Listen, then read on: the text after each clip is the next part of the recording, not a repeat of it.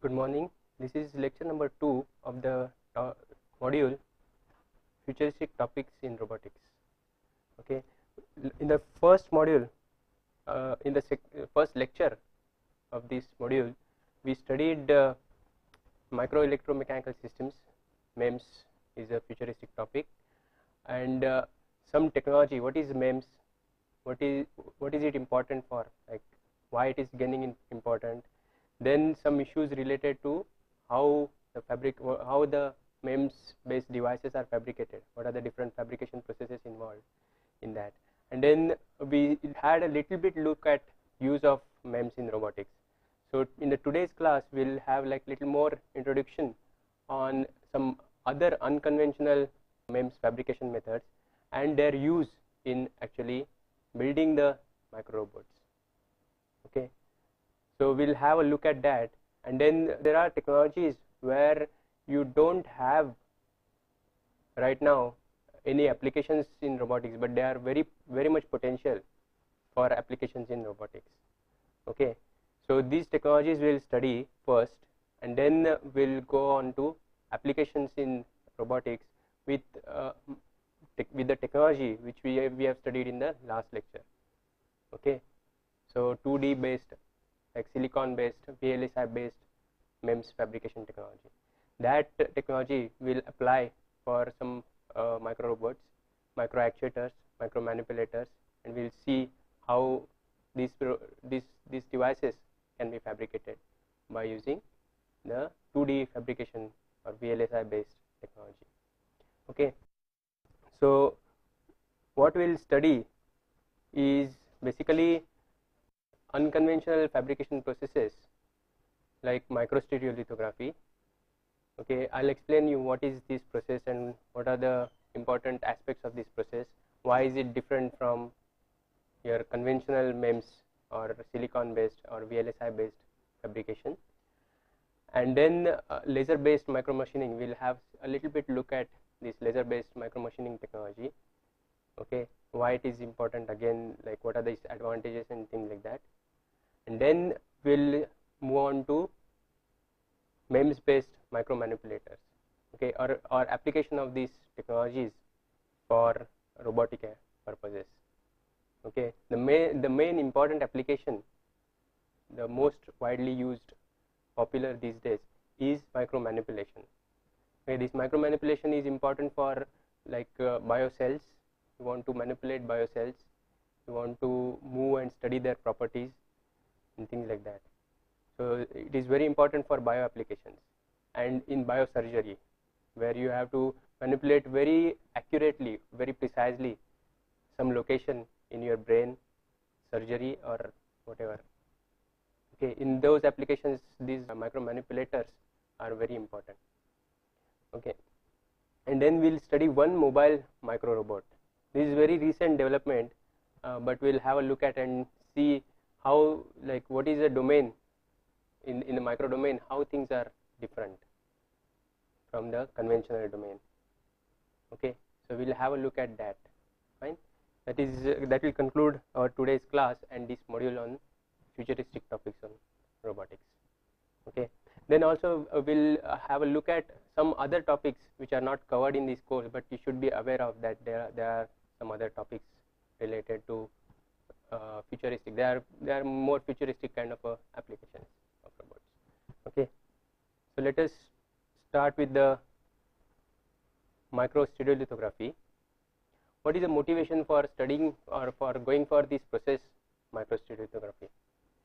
Basically, the limitations of the conventional MEMS fabrication are like basically it has a capability to fabricate only two-dimensional microcomponents, okay, or planar kind of a components. You can have multiple planes, but essentially they are planar components. You can have 1 level, 2 level, 3 level processes for microfabrication, but they are essentially of planar in nature. Okay, so each level you will have a planar structure. Okay, but you can have like multiple planes, but in many applications one may need true true 3D type of components, okay, which doesn't have planar nature, but it is like true 3-dimensional nature. Like say for example, you can imagine a flower pot kind of a structure, okay, it's a true 3D structure. So how to fabricate those kinds of components? So that is a basic motivation for going for the microstereolithography. Another important motivation is basically the limitation on the number of materials that can be processed in conventional MEMS processes. Okay, microstereolithography gives like more number of materials or more wider choices for materials to be processed. Okay, you can process ceramics, you can process metal powders, or you can process polymers in microstereolithography. Okay, so polymer and ceramic sintering are very widely used for microstereolithography. Okay, fine. Now, what is the idea? How microstereolithography works? Okay, it's the idea based on the stereolithography, which is a rapid prototyping process.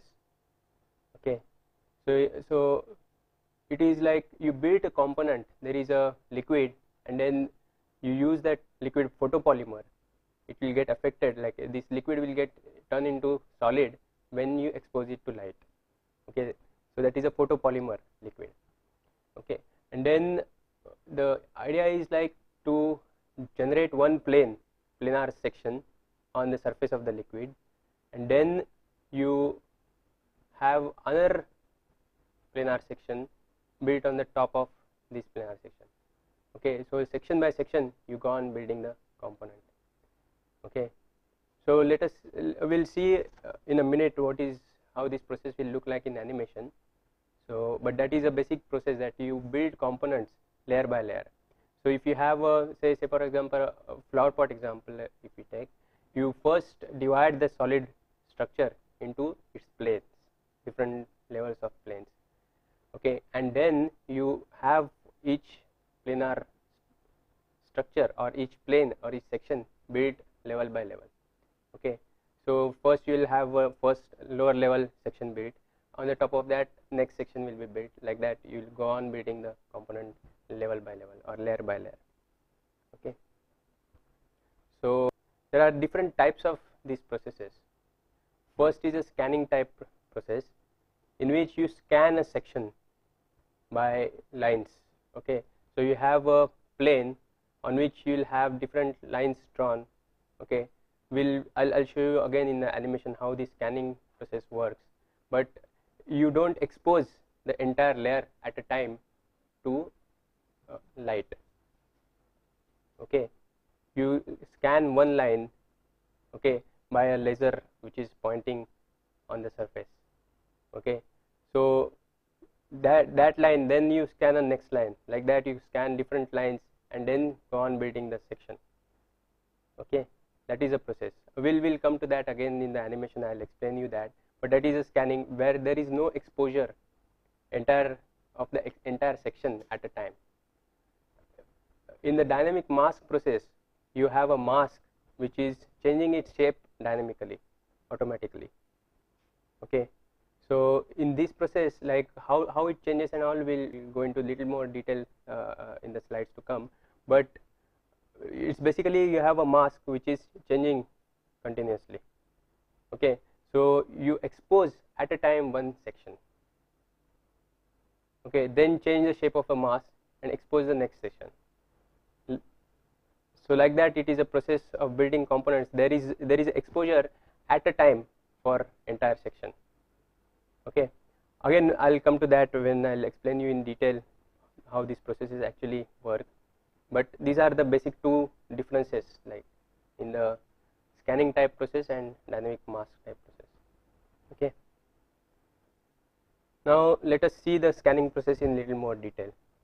Okay, what you see here is this laser curable photopolymer liquid which is kept in this tank, and then there is this lens which is used to focus the laser light on the surface of this photopolymer.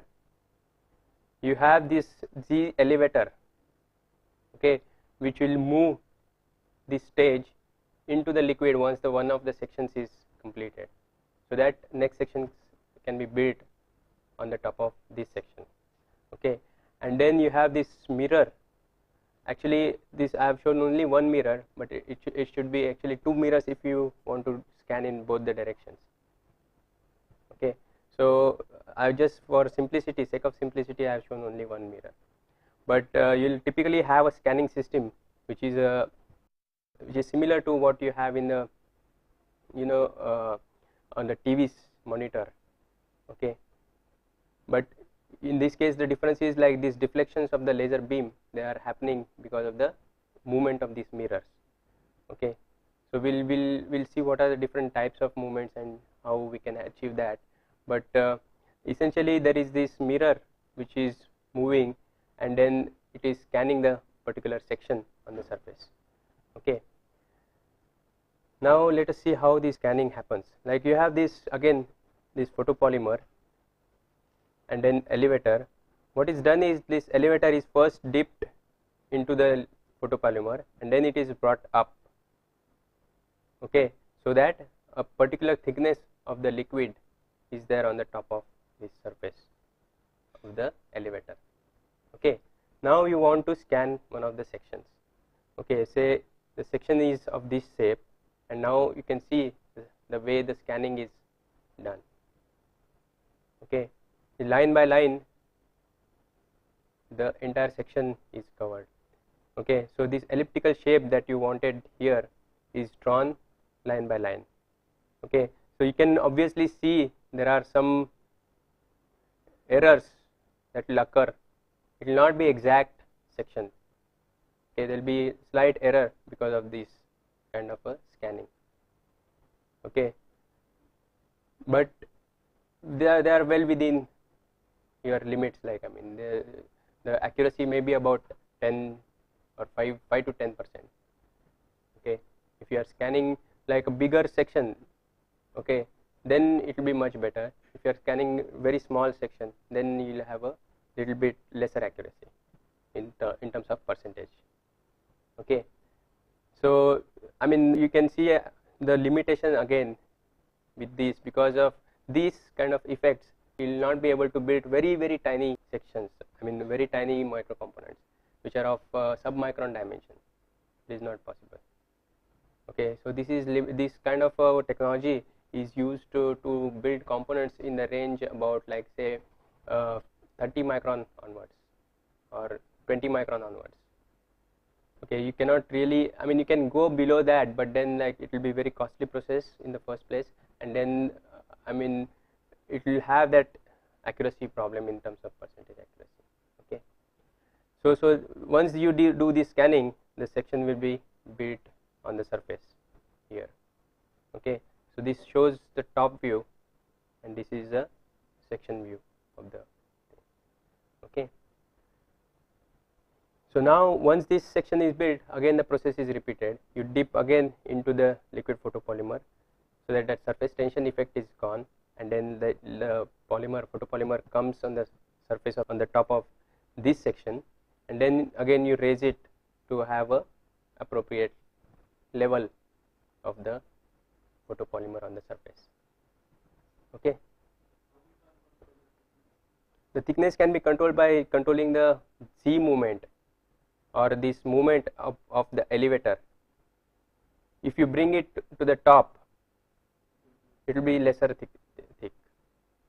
Okay, of course it will have some adhesion, like adhesion effect, or some kind of a thin layer of the liquid always will be there. I mean, you cannot have zero thickness, or there will be some depending upon the viscosity of the photopolymer, you will have the limitation on the thickness. So you raise the elevator. Elevator is independently controlled. See all these movements, this Z direction movement of the elevator and then the scanning movements, they are controlled through computer. Okay, so they are synchronized with each other and controlled through computer. Okay, see your laser light intensity, it goes up to a certain depth only. It will not go full depth. I mean, so it will go up to a certain depth because the focal point or the laser focus is only at a one particular point. So up to certain depth only the intensity of the light will be sufficient to cure the photopolymer. Okay. So the solidification will take place only in the small thin layer. Okay. So there are these factors, as we discussed, affecting the resolution of the components. First is the laser intensity, like how much intensity you have. Then motion of the beam. Okay, how fast you move the beam. If you move beam very fast, like you'll have like lesser thickness of the line. If you move beam slowly, you'll have a bigger thickness of the line. So you can control that to have accuracy, good accuracy. Then what kind of photopolymer you use for this purpose. Then what is your focusing, how accurate is your focusing or optics that you use for processing. And then exposure time. Okay, these are the factors on which the resolution or accuracy of the component will be dependent on. And then in case of ceramic materials, you use a ceramic powder, and then you use a laser based sintering of this powder. Okay, instead of like having kind of a liquid photopolymer. Okay.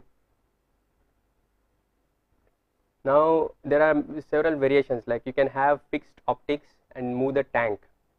Okay, in the animation which we saw, the tank was fixed and the mirrors were like moving. So there was a moving laser beam. Okay, the problem with that is that the focal point doesn't remain. See, as you tilt, your focal point is changed now. It is not on the surface of the liquid anymore. It will be either inside or outside the surface of the liquid. So that to avoid that problem, this is another one variation which people try, is like you keep the optics fixed and move the tank. Okay, of course you will have the z direction movement, but x and y scanning you do by moving the tank. Okay. Then there are various ways of scanning. One way we saw was galvano scanning mirrors, like rotating mirrors. Then like you can have linearly moving mirrors. Okay, so the mirrors will move in a linear fashion. The advantage here will be like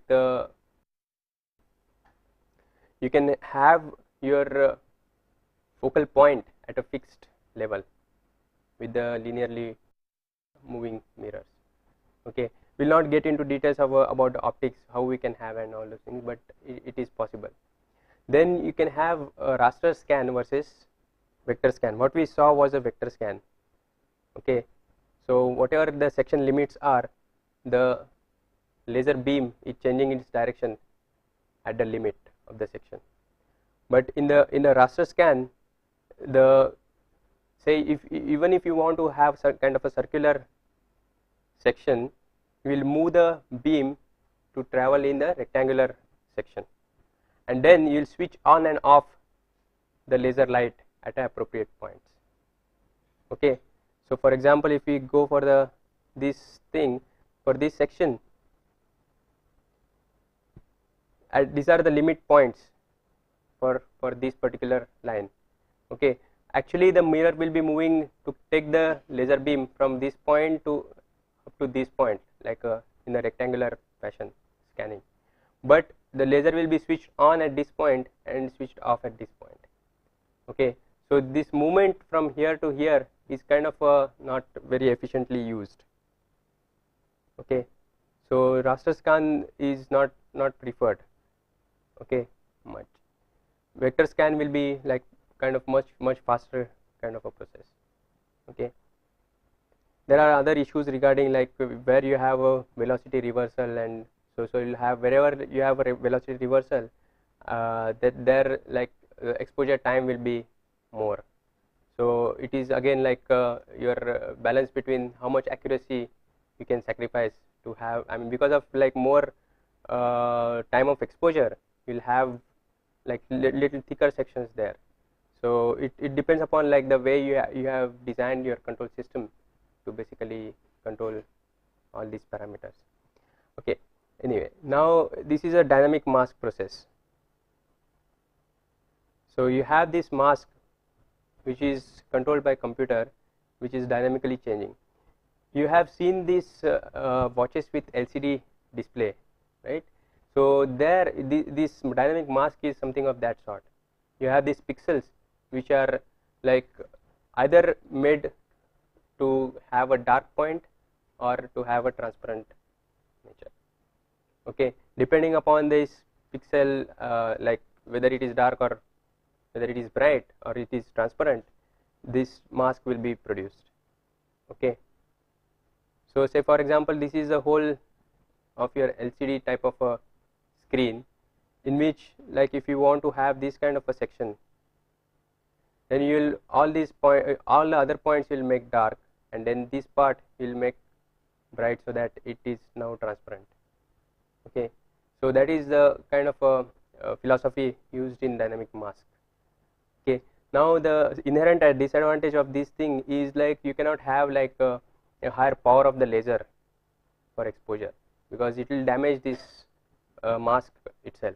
Okay, so you need to use a moderate powers of the laser, and then you need to expose entire section at a time in this process. Okay, and then again this other part of the process remains the same. Like, you have this the elevator here, which will lower in the photopolymer tank, and then you'll section by section you will build the component. But now this section is exposed at a time. Okay, entire section is exposed at a time, so it is faster process. Since entire section is getting exposed at a time, the process is faster. So you have this first section, then like you'll have second section of different size or dimensions, and then you'll have the third section. Like that, you'll go on building section by section. Okay, so this is dynamic mask process. Now you can see that since here the section is exposed at a time, like and then there is no line by line writing of the section, the accuracy of the contours of each section will be better than the scanning process. Okay, but you'll still have in the z direction accuracy the same like as in the previous case, because in the z direction you'll have these steps as they are. You cannot do away with that. Only thing, you can reduce the each section size. Okay, and then maybe improve upon some accuracy in both the processes, but always you'll have this stepping nature. Okay, in the third dimension. Okay, so these are the limitations that as I mentioned. The smooth 3D surfaces are difficult to fabricate. Stepping effect will always be there, and then mass production. This is another problem or challenge, is that mass production of the several components at the same time is difficult in this case, because you can have, like, see, for that, if you want to have the mass production done, then you will need to have multiple laser beams working at the same time. Okay, so far that is, I mean, some people have tried that, I mean, producing multiple sections at the same time, but it is not, it is a technological challenge actually. Okay, and then extremely small features are very difficult to produce, like you cannot go to sub-micron kind of a dimensions. Okay, so 10-20 micron onwards accuracy is reasonably good to achieve with this microstereolithography process. Okay, now next we'll go for laser micromachining. Okay, we'll have just a brief idea about what is laser micromachining and why it is useful, what are the advantages and things like that. Okay, so what is the mechanism for laser micromachining? It's like you have a pulse laser beam, like you have a laser beam, but it is not exposed directly, it is given in the pulses. Okay, switching on and off kind of a, so you'll have these short pulses of the laser beam. Okay, and then in each pulse there will be very high energy delivered to the material that you are processing. Okay, So these pulses, they will be focused, like you have a laser beam which it will be focused on the surface which you want to machine, and at the focal point, like you will have this surface kept, so that entire energy in a very small location it gets concentrated. Okay, and then it is, the energy is delivered in the fashion of these pulses. Okay, the typical time for this pulse will be about microsecond or nanosecond. Okay, that kind of pulses we are talking about. Okay, in some cases, like most advanced lasers which are say TI sapphire, titanium sapphire lasers, they are giving the pulses in the femtosecond period. Okay, so like lesser is the period, more is the accuracy that you get, because like in the short time you are like giving this high amount of energy to the material. Okay, because of that, like it doesn't get a chance for the material to spread that energy. Okay, since it is delivered in a very short time, there is no spread of that energy, and that results into very localized like affecting of the material that you are processing. So a very localized effect will be there. So like shorter the time, more localized is the effect. Okay, and because of that, like more will be your accuracy of the machining, or more shorter will be like the scratch or the cleavage that you produce on the surface of the material. Okay, the main advantages of laser micromachining versus the conventional machining processes are, you have microcuts on complicated two-dimensional shapes. So any complicated two-dimensional shape can be machined very easily. Of course, you will need XY stage movements to have that shape possible, but inherent accuracy of the laser machining will allow you to have very complex nature of two-dimensional features cut out of your material.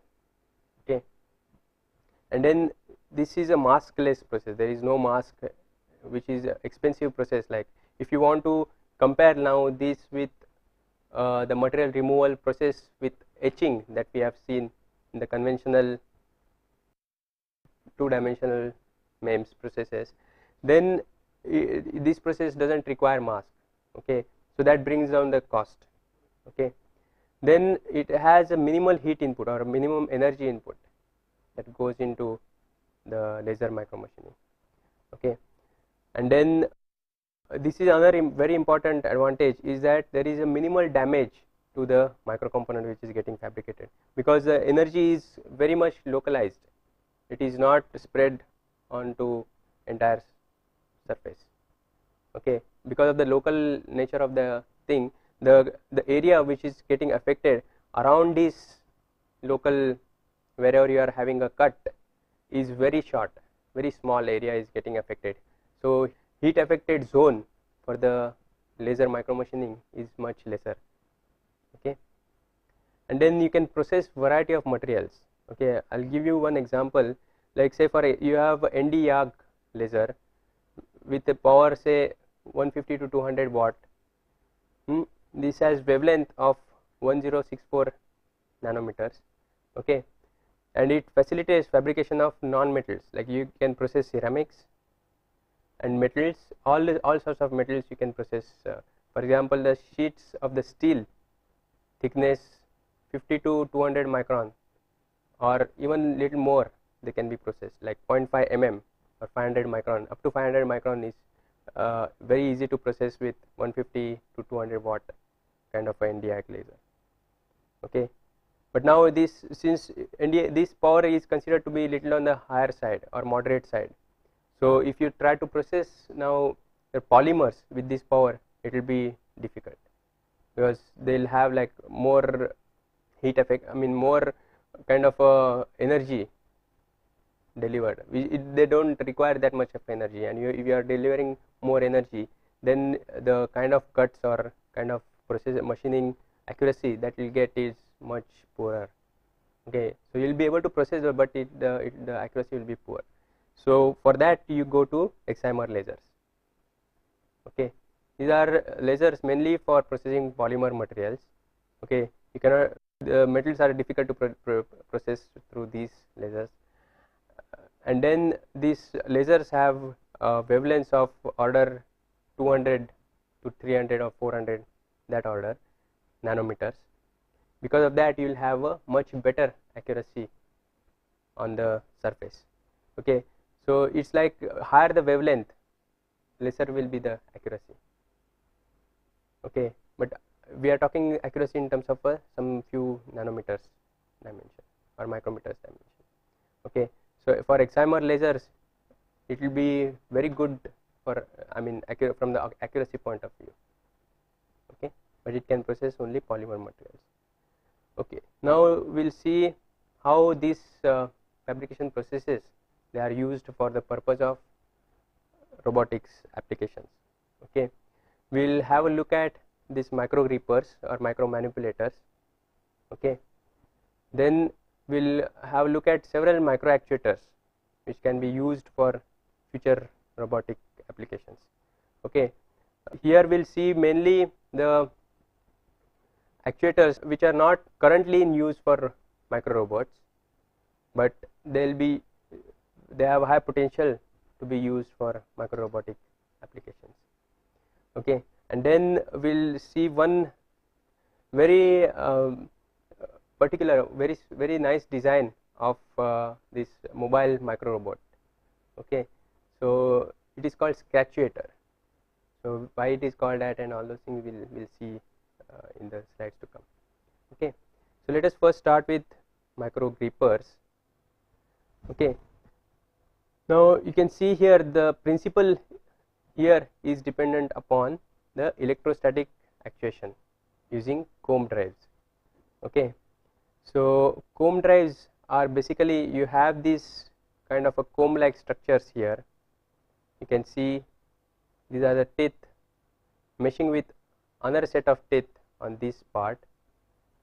Okay, now when you apply voltage to these gold contact pads, okay, then there will be electrostatic force of attraction between teeth on this side of the comb and other side of the comb.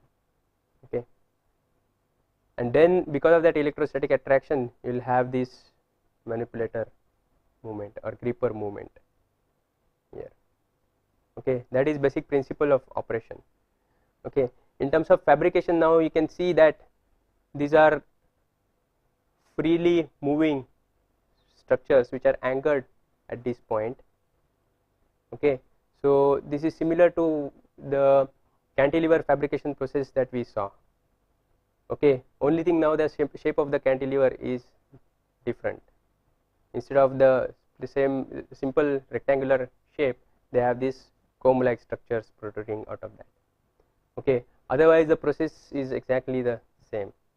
Okay, or you have like multiple options available to fabricate these, like multiple ways in which we saw 2 ways in which the cantilevers can be fabricated. So you can use either of them, or you can use another process also to have these cantilever structures in the comb shape form realized. Okay, and then you can do these gold contact pads. Okay, these are usually the contacts which give the electrical signal to your structure. Okay, wherever necessary, they are made out of gold. Okay, for its conductivity. Okay, so you will have these big gold pads on which you will have some sort of a wire which will finally connect this thing to the pin that you see out of your IC structure. Okay, so inside the IC that you see conventionally, okay, whatever pins you see outside, they are connected to the point where your actual processing electrically is happening by a very thin wire, by a process called wire bonding process. Okay, so see, we are seeing only one end, like it's this is the whole thing which is going inside the chip, okay, or this part, like whatever part you see up to this point, that will be inside a chip, and what you will see outside only is this part and some contacts, okay, pin contacts. So there are processes. This is only the fundamental concept or structure. There are many things that go behind, like for packaging issues and other issues, okay, which we are not going into details. Like, so this is a principle on which this micro grippers are they are based, and then these can be fabricated by using conventional processes, conventional MEMS process that we have studied. Okay, now next let us go on to the actuators. There are different types of actuators possible at the MEMS level. See, if you think for conventional robots, what are the actuators possible?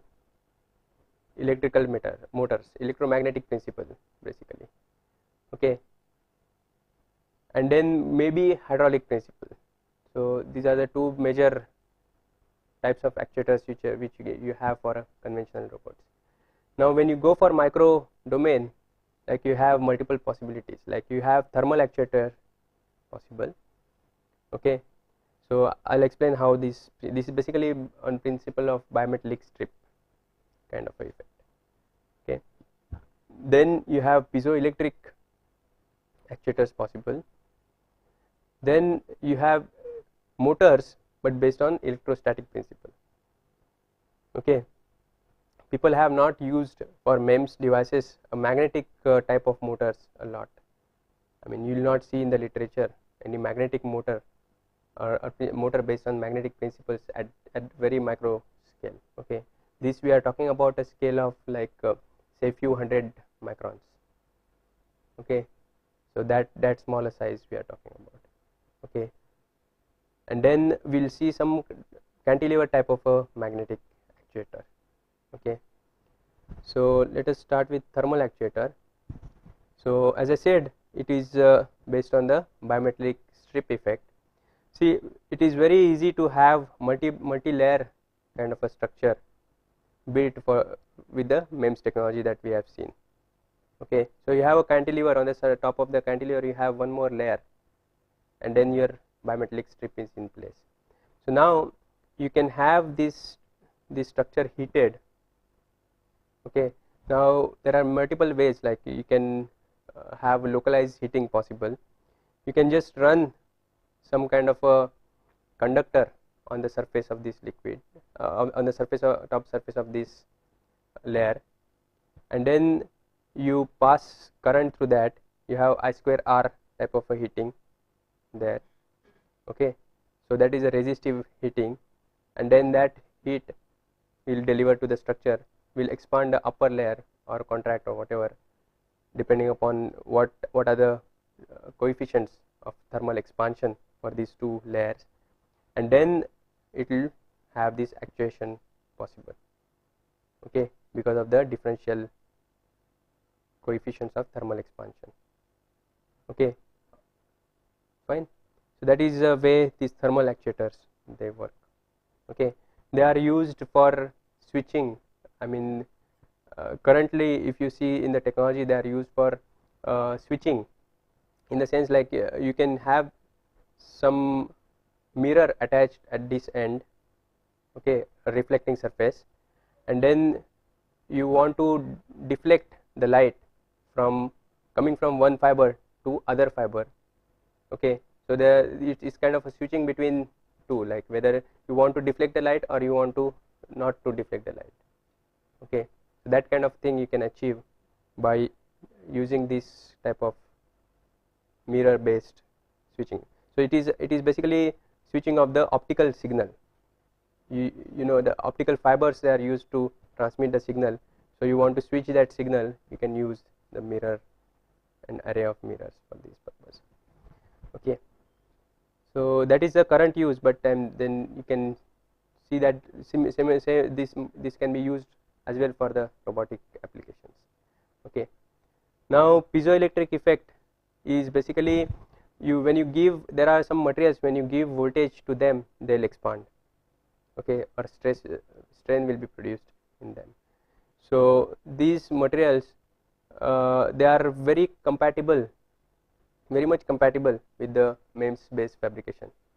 Okay, so you can incorporate very easily these materials. One of them is SiO2, like silica, okay, or quartz material. Okay, so these materials, if you have on the top of your cantilever, now you apply some current to these, they'll have a piezoelectric effect, and because of which they will expand.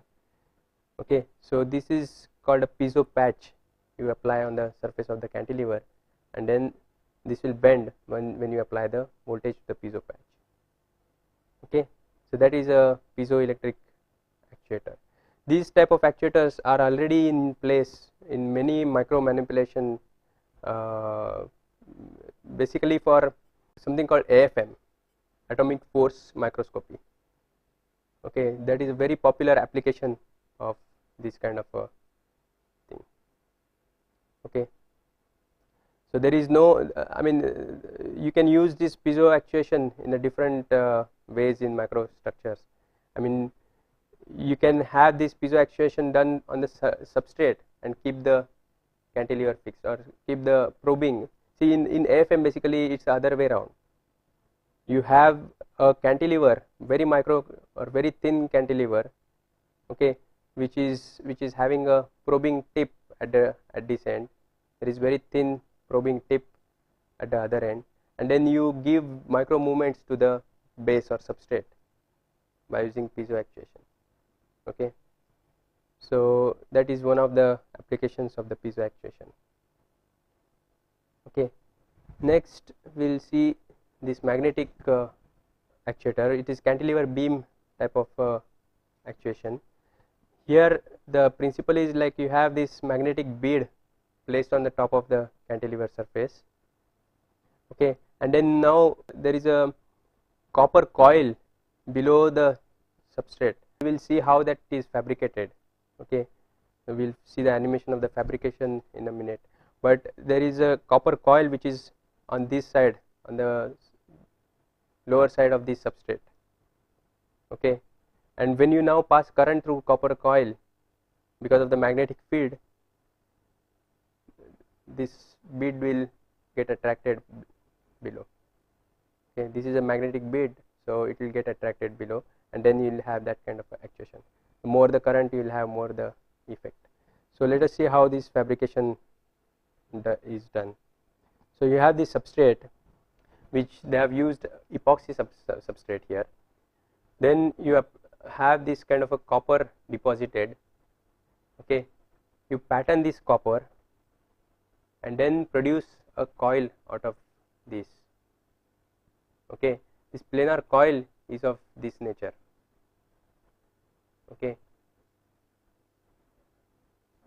so you pattern or you have the mask which will produce this kind of a structure on the surface, and then you expose it and do your etching, and then you will get this planar coil over here. Okay, if you take the section, it will look like this.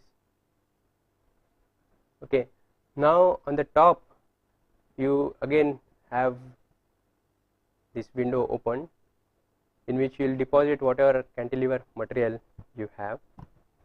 Okay, on the top of that now you will have another deposition, like another window will be opened, and in that you will deposit this bead. Okay, now once this bead is in place, then you can like etch the entire material to remove this part. Okay, so and release your cantilever in this fashion. So this way your structure of magnetic microactuator will be ready. Now you like pass the current through these coils, and then you will get the actuation. Okay, now these are what we saw were all the actuators. Now let us see one very elegant structure which is used as a mobile robot.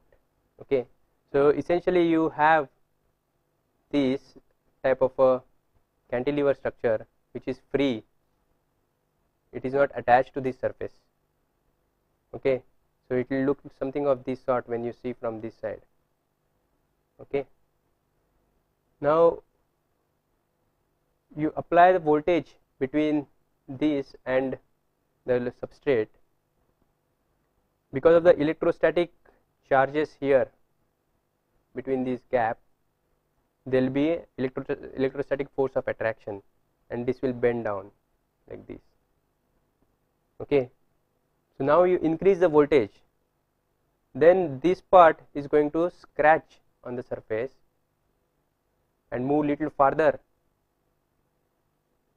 Okay, this part is fixed since it has a larger surface of contact, and then see, if you see here, there is just a line contact. Okay, so this part, this is a surface type of a contact here, and you are applying more voltage, more electrostatic force, this has to bend little more. So it can do that by scratching the surface. There is a line contact at this point, it will just scratch on the surface, and then it will move by a small amount on the surface. Now you release the voltage. Okay, this will become structure of this kind, and then it will slide to this. This part will slide a little bit on this side. Okay, so like that you do multiple times in pulses, and then you'll achieve the movement of this type of a structure on the substrate. Okay, so that is kind of a very crude kind of a mobile robot. I mean, how to change the direction of the motion is an issue. Then how to change the orientation, like if you want to take a turn, how to do that, these are the different issues, like how do you modify the structure to achieve that kind of a thing. They are the issues, but this is a principle or a basic idea that people have tried for. Yeah, that will have this, there will be wires connected for this contact to substrate and this robot. So this wire also will have its own effect on the robot. Okay, so these are the issues that one needs to deal with, but this is a very innovative kind of idea to try out for mobile action for the micro robot. Okay, so these are the two gentlemen who tried this idea, and it's very recent, like 2001 they have a paper in which you'll find this kind of a micro robot.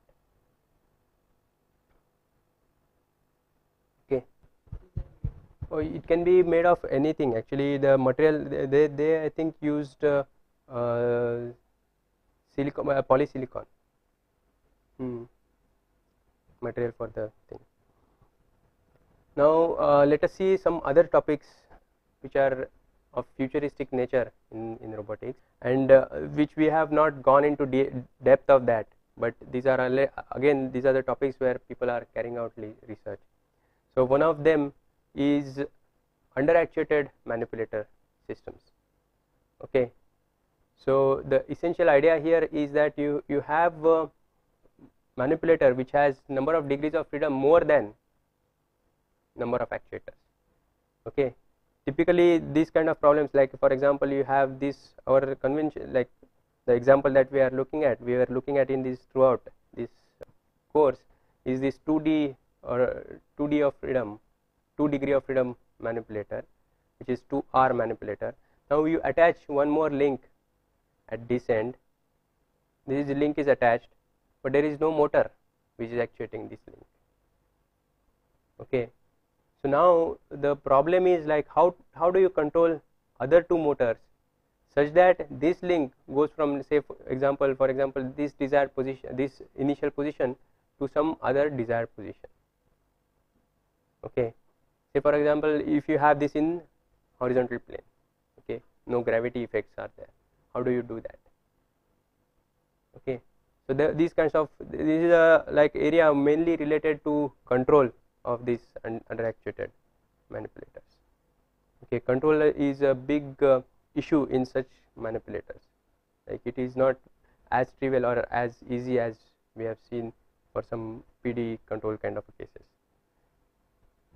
Okay, so here you will need very sophisticated, complicated control algorithm which will drive this link from one position to other position in a specific manner. So like we have actually such manipulator in one of our labs, and some research is going on that manipulator in this direction, how to do this control. Okay,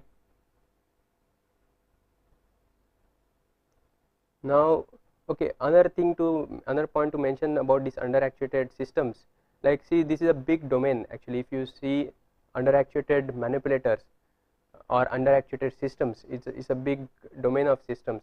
The very simple example is your aircraft. It has number of degrees of freedom more than the number of control surfaces based on which it is operated. Okay, so the technologically the problems in the aircraft, they are very similar to problems in underactuated manipulators. And typically for tackling these kind of systems, like you will need a good amount of physical understanding or physical insight into what is happening in the system. Okay, the system behavior, how the system behaves. So that kind of understanding you should have, very good understanding of that kind, so that like you will develop good controllers to control these systems. Okay, then you have seen this example already, which is a legged robot. Okay, so you have seen one of the examples of Nataraj, which is 6-legged robot. And then in that in legged robots you have many possibilities, like you have a running robot or hopping robot. So if you have a single leg, it will be a hopping kind of a structure. Okay, it will just bump or bounce so as to stabilize itself. And then if you like say if you change the direction of the link which is on which it is hopping, then it will start moving in a particular direction. Okay, if it is vertical, it will just bump at the same point, same place, it will not move. But if you tilt it little bit, it will start moving in a direction which is opposite to the tilt. Okay, so that is a very very much studied. I mean, the people have like over the years developed many different types of hopping robots and many different strategies to control the hopping robot. So this is, they are typically dynamic in nature, like all these, they are continuously moving. So it is not that you have a fixed position that they'll achieve. Okay, so they are continuously in the dynamic equilibrium, you can say. So you can go from one dynamic equilibrium to the other dynamic equilibrium. Okay, so it is hopping at this place. Now I want it to hop at some other place. So how do I move it from this place to go to that place? But I can do that, but it will be always in the dynamic equilibrium. Like at a final position also, it will not be kind of stopped. It will be having a dynamic equilibrium at that point. So that is the main difference from the point of view of control in what we have seen, what control we have seen, and what is this type of a strategy. Okay, and then next is underwater robot. Like you have robots for underwater application. Okay, so they are similar in nature technologically to aircraft, like kind of a structure. They will have a control surfaces, will have a propellers which will propel them in the liquid or in the water. And then like the problem is to control these surfaces such that you achieve a particular type of motion, or particular it goes to a particular place and things like that. Okay, and then in addition to that, you have to control the buoyancy so that it moves with respect to the water level. I mean, okay, it goes deeper or it goes towards the surface. For that there is a different mechanism used to have that kind of a motion possible. Okay, then you have a flying robots, which are again similar to aircraft but much smaller in structure. So there are many technological issues regarding what kind of lifting force they will have and things like that. So that is again a technological challenge, like, and then converting these flying robots into an autonomous flying robot is another challenge. Okay, so these are the other futuristic issues in the robotics area. Okay, so we'll conclude this lecture now. What we have seen is basically microstereolithography, laser based micro machining process. Okay, these are the processes for like fabricating micro components, but they are based on the unconventional kind of a process. Okay, then we saw some micro grippers, micro manipulators, then one example of walking micro robot, and then couple of micro actuators.